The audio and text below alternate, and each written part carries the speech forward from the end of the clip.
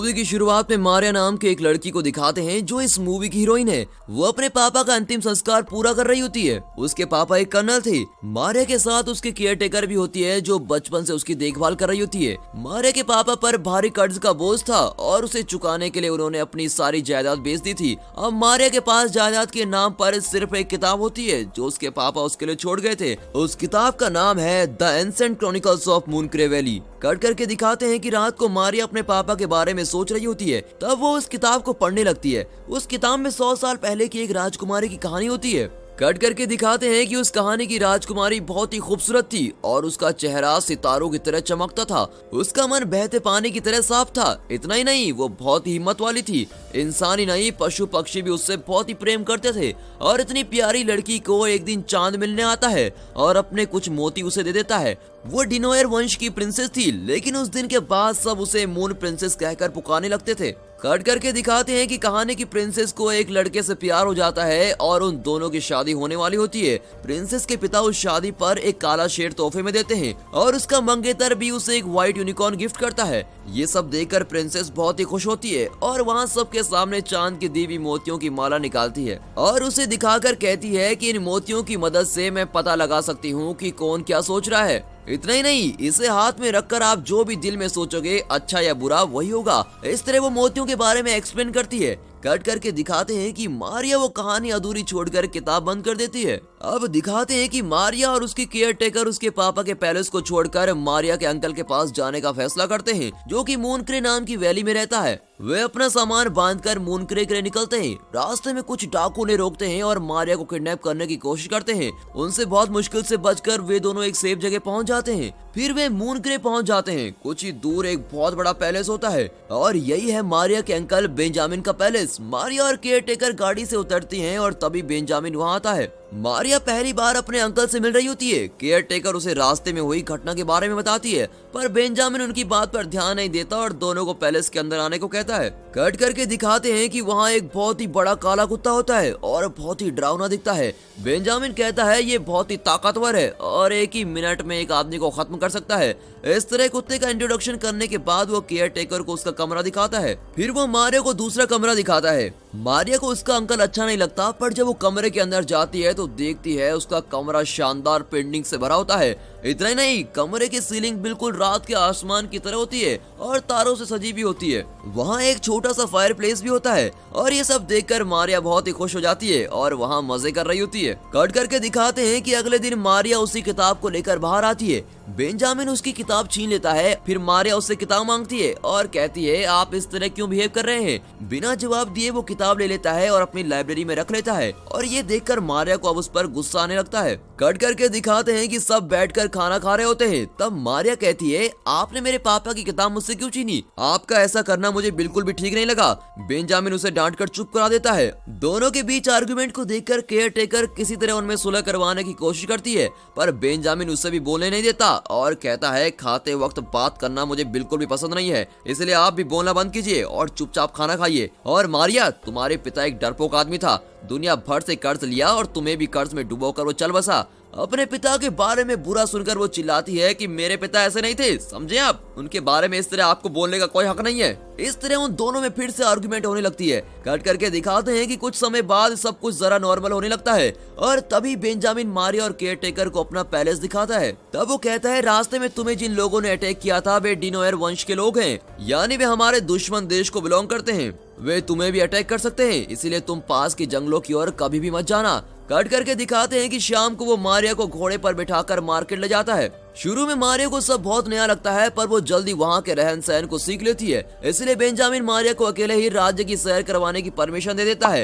वो शायद भूल गया था कि डिनोयर वालों को मारिया की जान को खतरा है। मारिया सभी जगह घूमकर उस जंगल की तरफ जाती है। तभी उसे किसी की दर्द भरी आवाज सुनाई देती है। पास जाकर वो देखती है कि एक खरगोश पिंजरे में बंद किया होता है और उसे चोट लगी होती है। वो दर्द से तड़प रहा होता है। वो उसे हाथ में उठा लेती है। तभी डिनोयर वंश का एक आदमी उसे अटैक करने की कोशिश करता है। उसका नाम रॉबिन है। हैं। तभी अचानक बेंजामिन का वही काला कुत्ता रॉबिन पर झपटता है और उसे देखते ही रॉबिन और उसके आदमी वहाँ से भाग जाते हैं। कट करके दिखाते हैं कि रॉबिन जाकर अपने पिता को इस बारे में बताता है और उसे भी जंगल में ले आता है, पर तब तक मारिया वहाँ से जा चुकी होती है। अब दिखाते हैं कि खरगोश को मारिया अपने कमरे में लेके आती है। फिर वो खिड़की से देखती है कि व्हाइट यूनिकॉर्न पहना हुआ रूप वहाँ भाग रहा होता है। उसके बारे में सोचती हुई वो बिस्तर पे लेट जाती है। तभी सीलिंग पर जो तारे पेंट किए गए थे वो धीरे धीरे हिलने लगते हैं। उसे अब बहुत ही अजीब लगने लगता है। कट करके दिखाते हैं कि वे अगले दिन बेंजामिन को इन घटनाओं के बारे में बता रही होती है, पर उसकी बात को टालकर वहाँ से वो चला जाता है। फिर उसका काला कुत्ता मारिया को किचन की ओर लेके जाता है। रास्ते में एक बड़ा आईना होता है जिसमें उस कुत्ते की बजाय एक बहुत बड़े काले शेर की परछाई दिखा देती है। मारिया किचन में जाती है और पैलेस के शेफ से मिलती है। वो उसे बताती है कि उसके साथ कुछ अजीब घटनाएं हुई हैं। उसकी सारी बातें सुनकर शेफ हैरान होता है और कहता है तुम उस किताब को पूरा पढ़ो, तभी तुम्हें इन घटनाओं की सारी सच्चाई पता चलेगी। फिर मारिया लाइब्रेरी में जाती है और शेफ की मदद से वो किताब ढूंढ निकालती है और फिर वो आगे की कहानी पढ़ना शुरू करती है। कट करके दिखाते हैं कि कहानी में मून प्रिंसेस की शादी का दिन होता है, जब उसे उसके पिता और मंगेतर कई गिफ्ट देते हैं। वो सबको चांद की मोतियों के बारे में बता रही होती है। तब उसका मंगेतर और पिता दोनों उस नेकलेस के लिए लड़ पड़ते हैं और दोनों का ये असली रूप देखकर प्रिंसेस बहुत दुखी होती है और सभी को श्राप देती है कि आज से 5000 पूर्णमासियों के अंदर तुम दोनों के वंशजों को एक पवित्र आत्मा को खोजना होगा। अगर उस आत्मा ने ये नेकलेस चांद को लौटा दिया तो मूनक्रे वैली के लोग सब बच जाएंगे, अगर ऐसा नहीं किया तो ये मूनक्रे वैली हमेशा के लिए अंधेरे में डूब जाएगी। उस दिन से प्रिंसेस के पिता के वंशज और उस मंगेतर के वंशज आपस में लड़ रहे होते हैं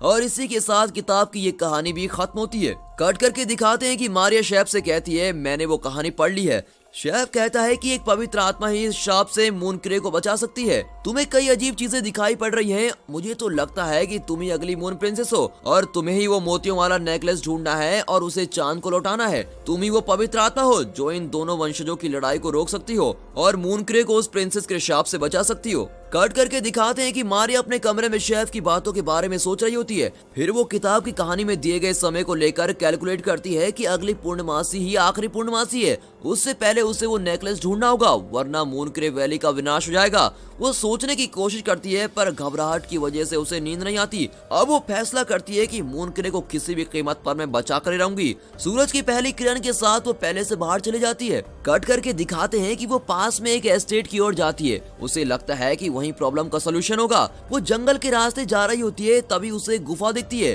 और वो उसके अंदर जाती है। अंदर वो वहाँ एक औरत से मिलती है जो देखने में बिल्कुल उस किताब की मून प्रिंसेस जैसी लगती है। मारिया चौंक जाती है। वो औरत कहती है कि मैं भी तुम्हारी तरह एक मून प्रिंसेस हूँ। उन दोनों पवित्र आत्माओं को एक करने की कोशिश में मेरी पूरी जिंदगी निकल गई, पर मेरी सारी कोशिशें नाकाम रही। उसकी परेशानी देखकर मारिया कहती है बेंजामिन मेरे अंकल हैं, वो जरूर इस मामले में मदद करेंगे। शांत दिखने वाली वो औरत बेंजामिन का नाम सुनते ही चिढ़ जाती है और कहती है उसका नाम भी मत लो मेरे सामने। उसके बाद मारिया को पता चलता है कि डिनोयर फैमिली ने नेकलेस वाला बॉक्स चुराया था और उस बॉक्स की चाबी उसकी फैमिली ने चुराई थी। तभी मारिया को अपनी किताब का बुकमार्क याद आता है और वही बुकमार्क नेकलेस बॉक्स की चाबी भी होती है। वो तुरंत चाबी निकालती है और डिनोयर के राज्य के अंदर जाना चाहती है। वो उस प्रिंसेस से मदद मांगती है और प्रिंसेस भी उसका साथ देना चलती है।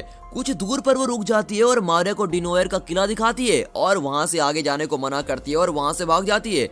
मारिया को उसकी यह हरकत बड़ी अजीब लगती है, पर वो अपने फैसले पर अटल होती है और किले के अंदर चली जाती है। अब दिखाते हैं कि वहाँ के सिपाही उसे डिनोयर के सरदार के पास खींच कर लेके जाते हैं। सरदार को देखते ही मारिया उसे चाबी पकड़ा देती है। उसका ये स्वभाव देखकर सरदार तो बिल्कुल हैरानी हो जाता है। वो चाबी लेकर उस नेकलेस बॉक्स को खोलता है, पर बॉक्स के अंदर नेकलेस तो क्या लेस भी नहीं होता। डिनोयर खानदान के लोग इस खाली बॉक्स के लिए लड़ मरे। ये सोचकर सरदार को बेंजामिन के खानदान पर और भी गुस्सा आता है और गुस्से में वो मारिया को कारागार में बंद कर देता है। कट करके दिखाते हैं कि बेंजामिन मारिया को हर जगह ढूंढ रहा होता है, पर वो कहीं नहीं मिलती। उसे शक होता है कि दुश्मनों ने उसे कहीं उठा तो नहीं लिया। अब कट करके दिखाते हैं कि मारिया गार्ड को किसी तरह चकमा देकर वहाँ से बच निकलती है, पर सरदार का बेटा रॉबिन उसे देख लेता है और उसे चेज करता है। पर मारिया बहुत ही हिम्मत वाली लड़की होती है और वो तेज भागकर जंगल की ओर चलने लगती है। वहाँ बेंजामिन का काला कुत्ता उसे देख लेता है और उसे सुरक्षित घर पहुँचा देता है। कट करके दिखाते हैं कि मारिया को देखते ही बेंजामिन चिल्लाने लगता है, आज से तुम इस पैलेस के बाहर कदम भी नहीं रखोगी, समझी? अगर बाहर जाने की कोशिश की तो मैं तुम्हारे हाथ पैर तोड़ दूंगा। उसकी डांट सुनकर मारिया घबरा जाती है और चुपचाप अंदर चली जाती है। कुछ देर बाद बेंजामिन को अपनी गलती का एहसास हो जाता है और वो सच्चे दिल से मारिया से माफी भी मांगने लगता है। कट करके दिखाते हैं कि अगली सुबह वो गुफा वाली मून प्रिंसेस मारिया के कमरे में होती है। मारिया चौंक जाती है और गुस्से में उससे पूछती है, आप मुझे उस किले के पास अकेला छोड़कर क्यों भाग गई थी? पर वो जवाब नहीं देती और मारिया को मून प्रिंसेस का ड्रेस देती है। फिर वो किसी तरह मारिया को मना लेती है। उस वक्त बेंजामिन पैलेस में नहीं होता, प्रिंसेस पियानो बजा रही होती है और उसी वक्त वहाँ के आईने में उसके जीवन की सारी घटनाएं विजुअल में दिखने लगती है। मारिया भी विजुअल देख रही होती है। उसे पता चलता है कि ये प्रिंसेस बेंजामिन की प्रेमिका है। अब दिखाते हैं कि दोनों के एंगेजमेंट के बाद बेंजामिन को पता चलता है कि ये मून प्रिंसेस डिनोयर खानदान की लड़की है और इतना ही नहीं, वो डिनोयर के सरदार की बेटी है। ये जानने के बाद वो प्रिंसेस से शादी नहीं करना चाहता और उसे अपने पैलेस से निकाल देता है। इसीलिए प्रिंसेस दोनों खानदानों से दूर जाकर एक जंगल में गुफा में रहने लगती है। फिर दिखाते हैं कि फ्लैशबैक देखने के बाद मारिया प्रिंसेस से कहती है, आप बेंजामिन अंकल से फिर से मिलकर बात करने की कोशिश क्यों नहीं करती? पर प्रिंसेस मना करती हुई कहती है, अब हमारे बीच सब कुछ खत्म हो चुका है और मेरा यहाँ रुकना ठीक नहीं। ये कहकर वो बाहर चली जाती है। तभी मारिया देखती है कि बेंजामिन के नौकर मून प्रिंसेस की पेंटिंग को दीवार से हटा रहे होते हैं। वो तुरंत शेफ को बुलाती है और उसे भी ये दृश्य दिखाती है। तभी अचानक पेंटिंग में प्रिंसेस हिलने लगती है और उस नेकलेस का रहस्य मारिया को बताने लगती है। इस पर शेफ कहता है कि रॉबिन ही तुम्हें उस नेकलेस तक पहुंचा सकता है, क्योंकि वो उस जंगल के हर पेड़ को अच्छी तरह जानता है। मारिया पूछती है, रॉबिन तो हमारा दुश्मन है, वो हमारी मदद क्यों करेगा? पर सभी यही एडवाइस कर रहे होते हैं कि रॉबिन की मदद लेनी चाहिए। मारिया मान जाती है, पर डिनोयर के पास जाने से पहले वो बेंजामिन और मून प्रिंसेस दोनों को एक खत लिखती है और किसी तरह उन दोनों को मिलवाने की प्लानिंग बनाती है। बहुत साल बाद दोनों मिल रहे होते हैं और वे बहुत ही एक्साइटेड होते हैं। फिर उन्हें पता चलता है कि उन्होंने एक दूसरे को खत लिखा ही नहीं, लवर्स को मिलवाने के लिए मारिया ने ये सारा ड्रामा किया होता है। अब उन दोनों में फिर से झगड़ा शुरू हो जाता है। बेंजामिन को पता चलता है कि मारिया फिर से गायब है और वो अपने आदमियों को लेकर उसे ढूंढने निकलता है। कट करके दिखाते हैं कि वे जंगल में उसे ढूंढ रहे होते हैं। मून प्रिंसेस भी उसके साथ होती है। अब दिखाते हैं कि रॉबिन का पिता ईगल की मदद से मारिया को ट्रैक कर रहा होता है। देखा आपने उस जमाने का जीपीएस। अब वो मारिया को खत्म करने के लिए अपने आदमियों के साथ निकलता है। कट करके दिखाते हैं कि मारिया अपने खरगोश की मदद से रॉबिन को डाइवर्ट करती है और उसे किसी तरह फंदे में फंसा लेती है। रॉबिन उससे विनती करता है कि प्लीज मुझे छोड़ दो। मारिया कहती है, अगर नेकलेस ढूंढने में मेरी मदद करोगे तो मैं तुम्हें छोड़ दूंगी। रॉबिन अब मान जाता है। अब दिखाते हैं कि बेंजामिन और मून प्रिंसेस जंगल में भी अपना झगड़ा कंटिन्यू कर रहे होते हैं। कट करके दिखाते हैं कि मारिया और रॉबिन उस नेकलेस को ढूंढने लगते हैं। तभी डिनोइड्स का एक आदमी रॉबिन को किसी तरह मारिया से अलग कर देता है। अब मारिया अकेली उस नेकलेस को ढूंढने लगती है। तभी मून प्रिंसेस का व्हाइट यूनिकॉर्न मारिया को उस पेड़ तक ले जाता है जहां वो नेकलेस रखा होता है और एन वक्त पर डिनोइड सरदार भी वहां पहुंच जाता है और मारिया को पकड़ने ही वाला होता है। तभी बेंजामिन का कुत्ता उसे अटैक करने की कोशिश करता है, पर इतने में सरदार उस कुत्ते को मार गिराता है। रॉबिन को मारिया की आवाज सुनाई देती है और वो तुरंत वहां पहुंचकर मारिया को अपने पिता से बचाता है। फिर वो मारिया को लेकर दूसरी ओर भागता है और सब उन्हें चेस कर रहे होते हैं। उनसे बचने के लिए वे दोनों एक बड़े पेड़ के अंदर चले जाते हैं जहां एक गुफा होती है और गुफा के अंदर मारिया की नजर उस नेकलेस पर पड़ती है। इतने में डिनोयर के आदमी भी वहां पहुंच जाते हैं। अब मारिया और रॉबिन व्हाइट यूनिकॉर्न के पीछे भागते हुए एक सीक्रेट टनल से बाहर निकलते हैं। वहां एक समुद्र होता है। अब वहां डिनोयर खानदान के सरदार बेंजामिन और दोनों के आदमी जमा होते हैं। उस रात पूर्णमासी भी होती है। पहली मून प्रिंसेस के शाप के अनुसार अगर एक पवित्र आत्मा ने आज के दिन वो नेकलेस चांद को नहीं लौटाया तो मून के अंधेरे में डूब जाएगा और अब धीरे धीरे अंधेरा छाने लगता है। तभी सरदार मारिया से नेकलेस चुराने की कोशिश करता है, पर प्रिंसेस अपने पिता को रोकती है और समझाती है कि वो बहुत बड़ी गलती कर रहा है। मारिया भी अपने अंकल से कहती है कि आप दोनों इस लड़ाई को खत्म कीजिए और इस नेकलेस को समुद्र में डालने की परमिशन दीजिए, पर कोई उनकी बात मानने को तैयार नहीं होता। इसीलिए वो खुद ही नेकलेस समुद्र में फेंक देती है, पर समुद्र उसे स्वीकार नहीं करता और नेकलेस मारिया को लौटा देता है। फिर वो नेकलेस के मोतियों को अलग करती है और सारे मोती उसकी ड्रेस पर चिपक जाते हैं। अब मारिया सोचती है मुझे किसी तरह इन मोतियों को समुद्र को सौंपना ही पड़ेगा और खुद ही समुद्र में कूद जाती है।